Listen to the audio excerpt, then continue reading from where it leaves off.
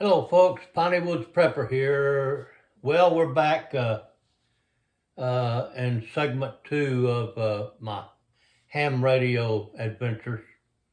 I think we left off with my old school teacher calling me and asking me, if I wanted to study together and get our ham license. So we did. We studied together, and now this guy, I got I got to interject this. This school teacher was nothing short of a genius. Um, he he was good, and he advanced a lot faster than I did, and so he got his ham license, and actually he skipped the all right, the classes, the different license classes. First is the easiest, the lowest is the novice, and then the technician, and then the general, and then the advanced, and then amateur extra. Now that was true back then. I think they may have eliminated some of those. I don't know. Um, I haven't messed with license in years, but uh, he skipped over his novice license, his technician license, his general license, and came home with his advanced class license. And someone with that class of license can administer a novice test to a person, and so that's what we did. Now he had to drive the 200 miles to Houston to the FCC office, where you had to go to take a test anything above the novice, which is kind of an entry level thing. And so he administered the test for me, and believe me, there was no hanky panky involved. I had to study, and I had to answer the questions correctly, and back then also, not only did you have a written test in several parts, but you also had to know Morse code and pass a Morse code test. Of course, the novice code test was only 5 words a minute, which is pretty slow, um, as opposed to the extra class license code test, which was 20 words a minute. And that was pretty fast. So anyway, I passed my test, and a few weeks later, I got my license in the mail. In the meantime, um, I somehow came across uh, a radio for sale there in Alice, in the town where we lived, and um, I called a person about it. It had been their dad's or something, and he had passed away. So I went and looked at it, and I bought it on the spot. Didn't even plug it in. It was a beautiful radio. It was a Kenwood TS 900, which is kind of an unusual radio. But I took that thing home, and of course I had a radio. Well, along with the radio, you got to have an antenna, and I didn't have an antenna. So, but an antenna is not that difficult to build. And so what I did is I strung just basically a piece of wire called a dipole uh, up in the backyard and hooked it up to my rig, and lo and behold, I could hear people talking, and I could hear Morse code, and I was excited, and so um, I made that first contact with a guy down in Beaumont, and that was an exciting time. So anyway, it went from there um, as the years went by. Um, I've I've been involved in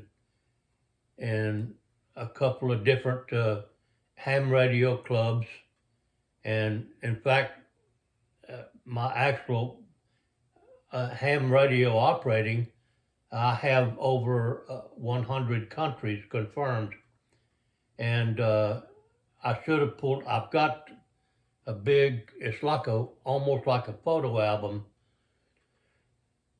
but it holds these postcard-sized cards called QSL cards, which are when you make a contact with somebody. Of course, back then I had a QSL card made with my call and my information, and I would mail one to the guy, and he would mail one to me, and then I would have a confirmed contact. And so I've got a whole, that whole album is completely full, and then I have another little index card box that's just crammed full of them as well, from all over the world. So I've thoroughly enjoyed ham radio. And I can say, what is it? Oh my goodness, it's all over 7 minutes. What do I want to go to now? Okay.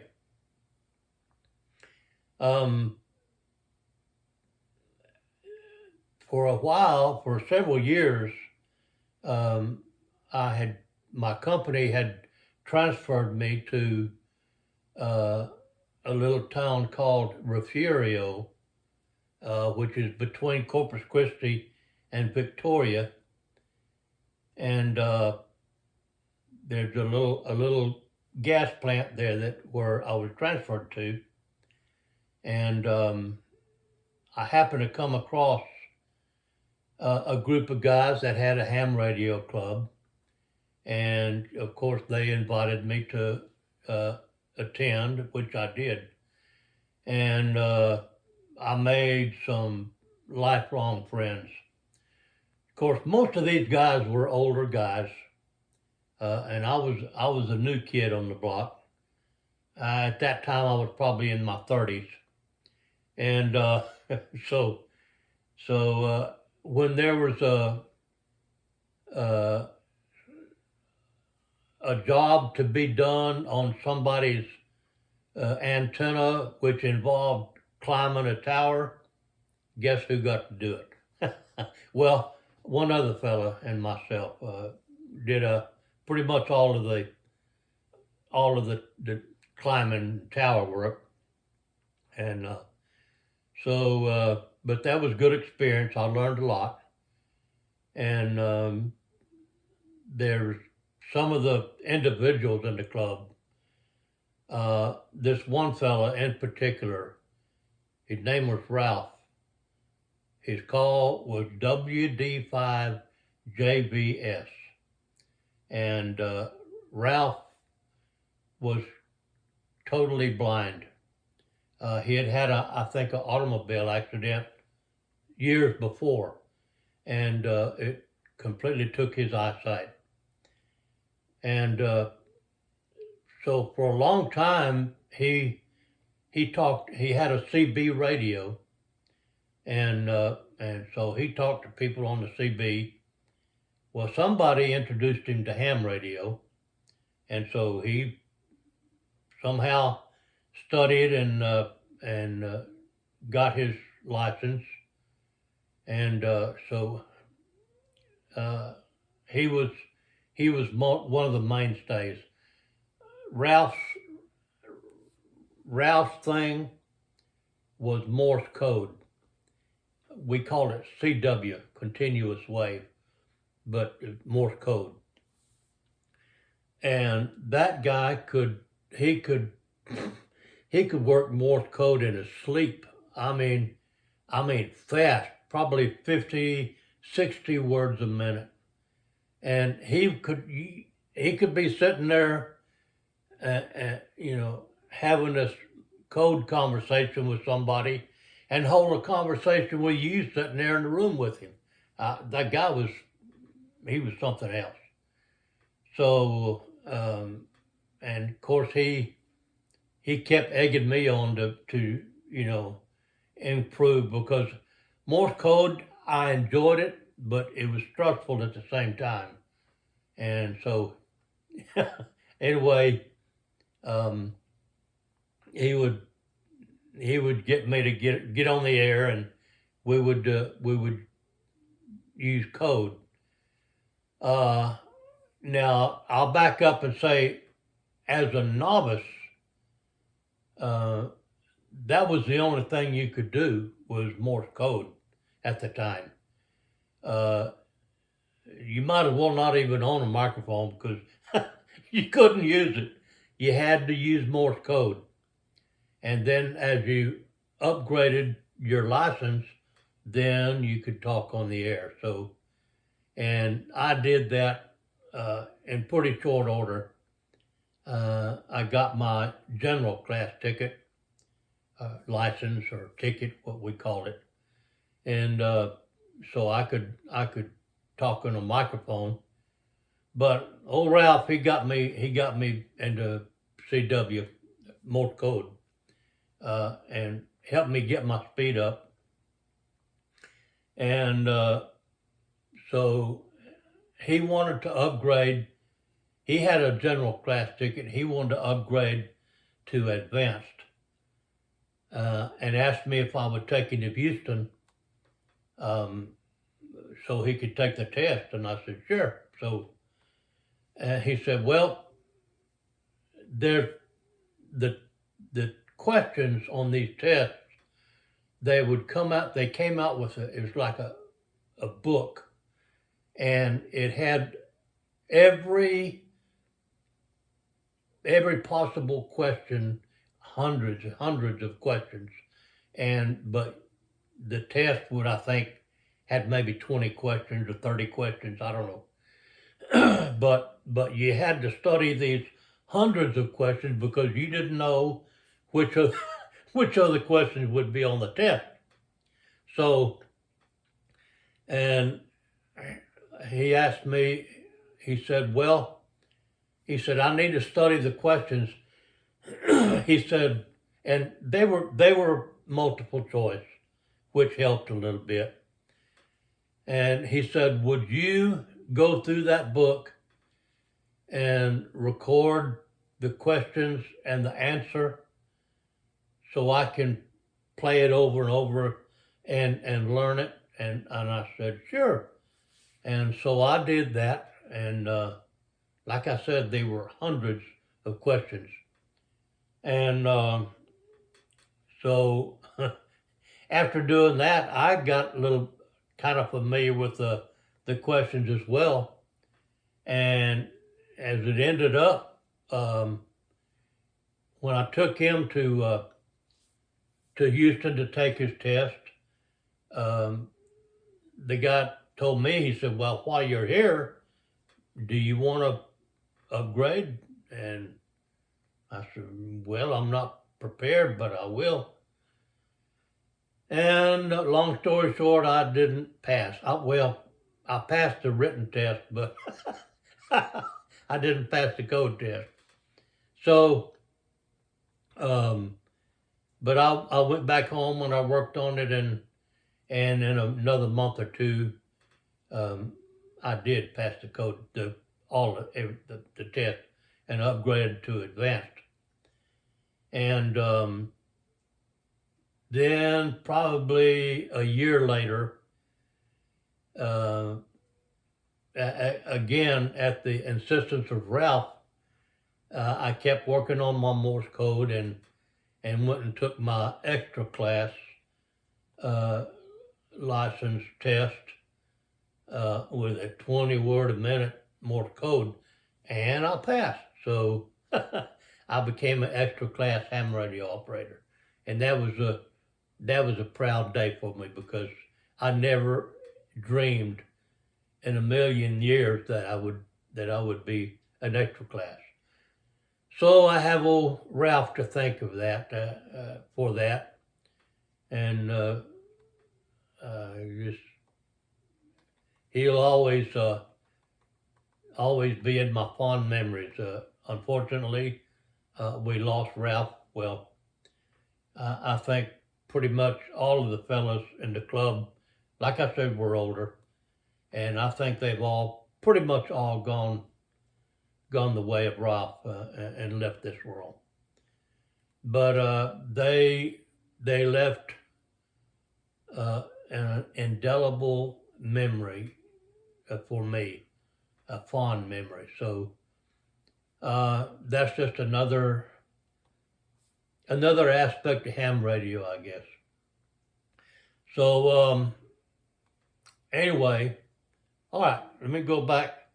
My novice license, you're issued a call letters, and in the state of Texas, they have different areas of the United States, and they have a number designation, and the state of Texas, that number designation is 5.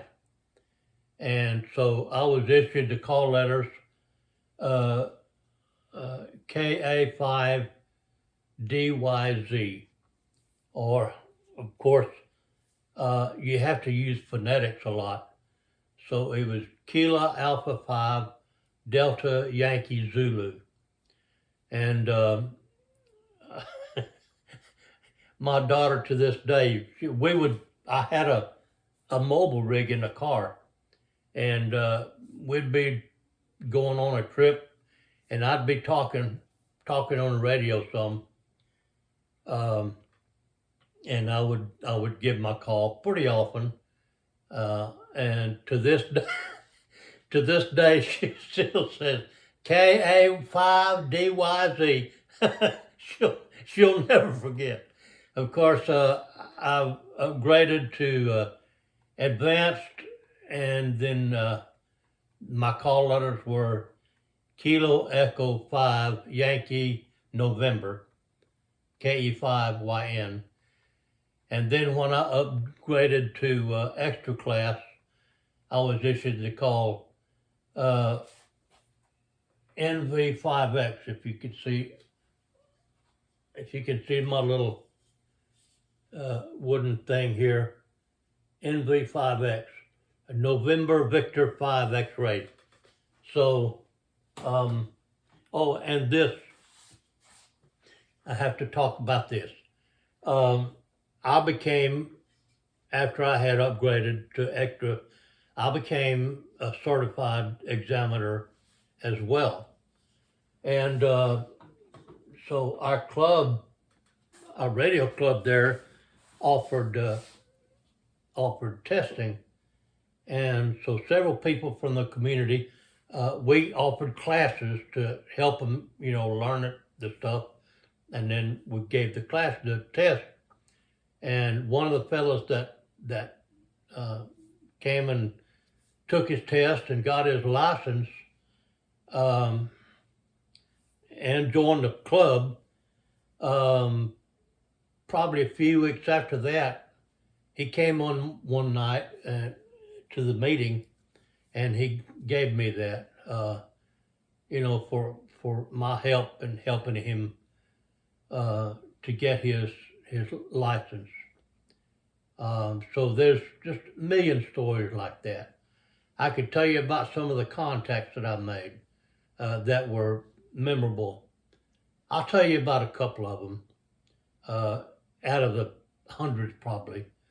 But there was a young man in the Soviet Union. His name was Igor, and we had a nice contact. And then I received a letter from him along with his QSL card, and it was just the nicest letter. I still have it somewhere in the in all of my memorabilia. But he mentioned, at the time we were kind of in a Cold War situation with the Soviet Union, and but basically ham radio operators, we weren't part of that. We were just people, and they were just people, and we got along just fine. So that was one very memorable contact. And then there was a fella down in Australia, real nice guy, and he, I was telling him that I had at some point I had made my own boomerang. I'd fashioned it out of a piece of wood, and but I said, but my problem is I can't make it come back to me. And he said, well, maybe you shouldn't try. I think he feared for my safety. But oh my goodness, there was just so many contacts like that. Of course, a lot of them in the United States as well. But the ones in the foreign countries, of course, those were the more difficult to make contact a lot of times. There would be noise, static, interference from other people talking, and sometimes it was pretty difficult to have a conversation. But it was enjoyable as well. I've had a lot of people ask me, well, Don, why? How can you communicate if you don't speak their language? How can you make a contact with them? And one thing I learned real quick was just about everybody speaks a little bit of English. That's a fact. Lord help me if I had to talk in their language, because I took a year of Spanish in high school and a semester of German in college, but I couldn't carry on a conversation in either one of those. I can barely do it in English. So anyway, that's my story on ham radio. Now let me show you my station just real quick, and then we've gone twice as long as I should. But this is right here is the radio that I use now. It's a Kenwood.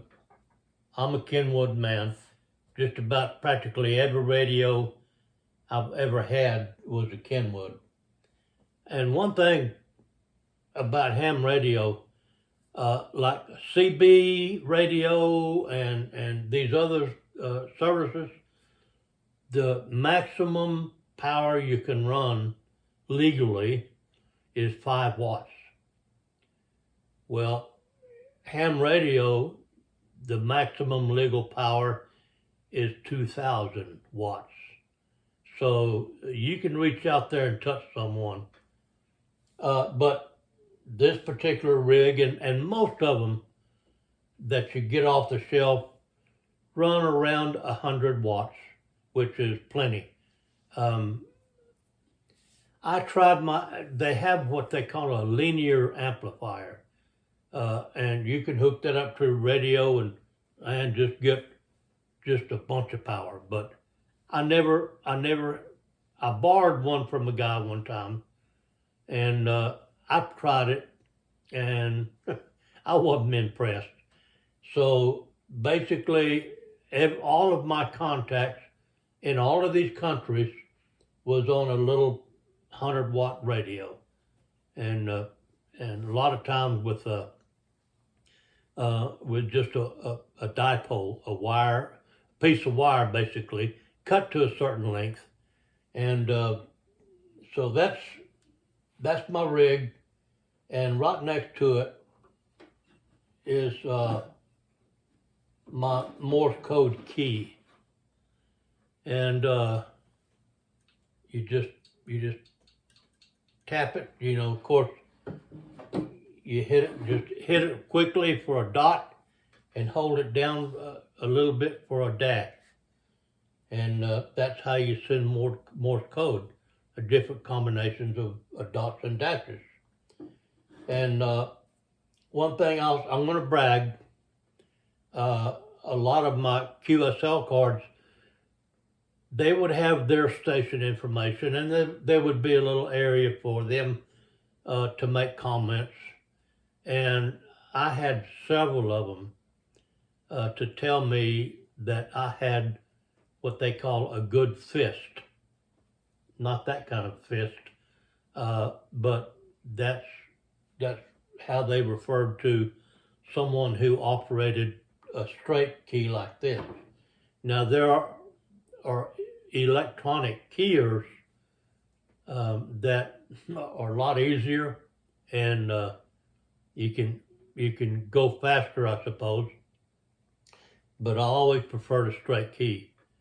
And of course, nowadays people use computers. Just type it and it sends code. Well, to me, no.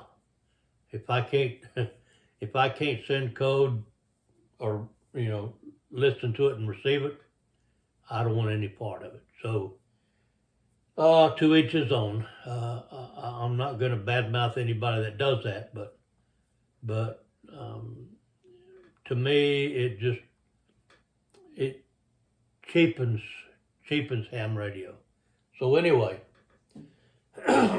moving on, I have down below this radio the power supply that runs it, and next to that is a external speaker for the radio. And then I'll skip this one. Up here is a what they call an automatic antenna tuner, and your antenna runs through it, and you adjust an antenna by lengthening it or shortening it, and this does it electronically. Basically, you just push a button and you hear these little motors running in there, and it gets your SWR, your reflected power, back down pretty low, which is what you want. You don't want power being reflected back, because that's power that's not getting out and making contacts. So, and this up here is the power supply for this little radio, which is VHF and UHF ham radio, which is another whole thing. HF, this is HF, high frequency, and this is VHF and UHF, very high frequency and ultra high frequency. But the difference is The VHF and UHF is basically line of sight. The two antennas have to be able to practically see each other before you can make a contact. Whereas an HF radio bounces the signal off of the ionosphere and back down to the earth, and so you can talk hundreds, even thousands of miles away. So that's how you can work all of the different countries, all on occasion with in a weather anomaly. You can make a long distance contact on the UHF or VHF, but it's everyday occurrence with the HF radio.